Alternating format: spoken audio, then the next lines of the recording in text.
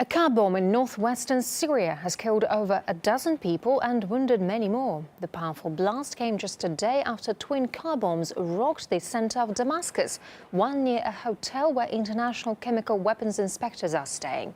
RT's Paula Lear brings us the latest from the Syrian capital. A car bomb has exploded in a rebel-held northwestern town in the province of Idlib, which is not far from the Syrian-Turkish border. From the reports we have, it seems that as many as 20 people have been killed and dozens more wounded. The explosion happened at a busy marketplace. This is the same province where on Sunday 7 Red Cross workers were abducted while they were traveling.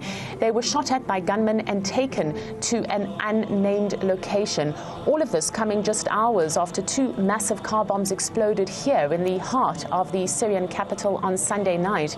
They took place in front of the Syrian State TV building and not far from the hotel where foreign experts who are investigating and overseeing the destruction of Syria's chemical weapon stockpiles are staying. A short time ago, the head of that team criticized the opposition for not allowing them access to some of the sites where rebels have control. Now, there have been a number of warnings posted online by rebel fighters that they will use mortar shells to rain down on Damascus. All of this is hampering peace efforts, and the two sides continue to dig in their heels.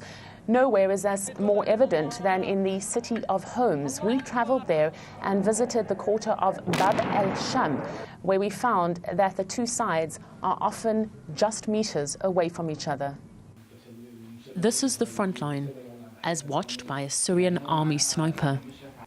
When I see somebody, I shoot. After 1,000 days of war, this is what victory looks like, and the eerie silence of what once was the vibrant quarter of Bab el-Sham. 20 meters from here, rebel fighters hold their ground, while the army does the same, squeezed between a few streets that throw up unexpected heroes from among the rubble. This was unknown in Syria before now. I knew nothing of this before the war. 2.5 years ago, Bassam was a school art teacher. The 29-year-old signed up for a war that had suddenly shattered right inside his classroom. Bassam volunteered his paintbrush for Kalashnikov. But something happened. I was teaching when a mortar shell landed in the schoolyard. There were a lot of victims. I remember as I held one little girl who had been killed, and seeing her blood, I felt so sorry for her family.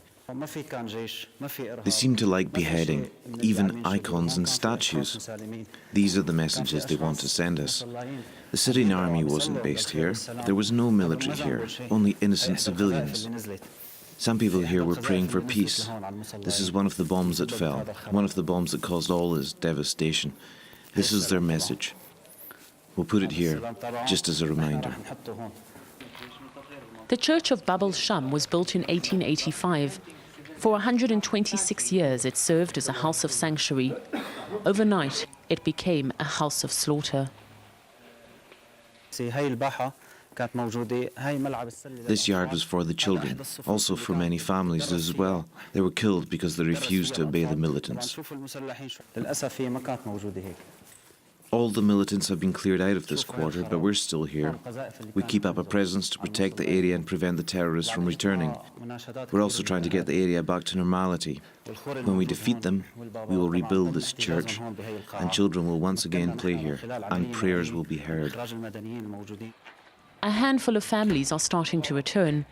In the ravaged streets, the sound of children's laughter punctuates the rumble of machine gunfire.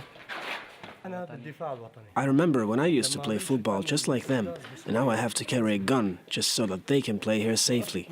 When I was their age, I dreamt of being a professional footballer, and I'm sure they've got the same dream. We're protecting them so nobody comes along to destroy their dreams. We're approaching Sniper Valley. It's about 20 meters from here are the snipers, and Bassam is explaining to me like that we're going to go slowly. I think he's going to take my hand and we're going to run. Yes? Okay. Okay, he's telling me not to be afraid and that he will protect me. Okay. Okay, all right, I trust him and we're going to make a run for it. Okay, 2, 3. okay. I cannot lie. The heart is beating a little bit, but it seems like we got across okay. Recently, apparently, one person was killed here, but I'm okay. Bassem, thank you. As night falls, the streets of Bab al-Sham become more dangerous. The soldiers light fires every few meters to help them see. As I leave, Bassem asks me to pray for him and his comrades. Most of us, he says, will probably not be here the next time you visit. Paul Uslia, RT, Bab al-Sham, Homs, Syria.